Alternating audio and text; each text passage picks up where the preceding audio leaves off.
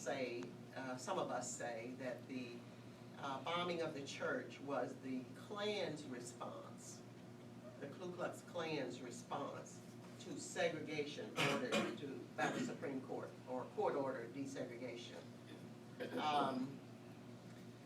What I think is important to know about this period of time is that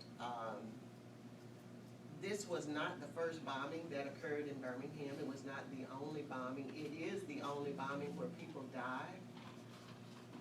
But at the time of the church bombing, there were over 80 unsolved bombings. They were all of black homes, black churches, and black businesses.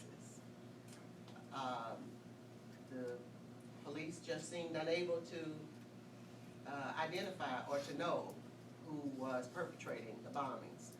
But, and you remember, if you followed that, well, some of you look pretty young, but to have followed the case, but you might, if you know a little bit about the case, you know that it took 14 years to bring that very first person to justice. And at that time, it's only one person, Robert Chambliss.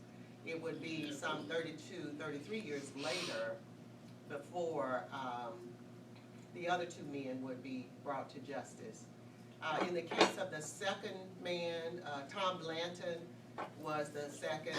The third was Robert Cherry. I was a subpoenaed witness in the case of Bobby Frank Cherry. Just asked to tell my story about that period of time, what I remember.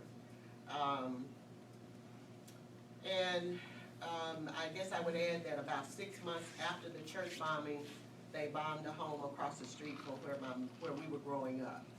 And you know, even in the wake of the deaths at 16th Street, those bombings did not stop. Well, if I could fast forward the story.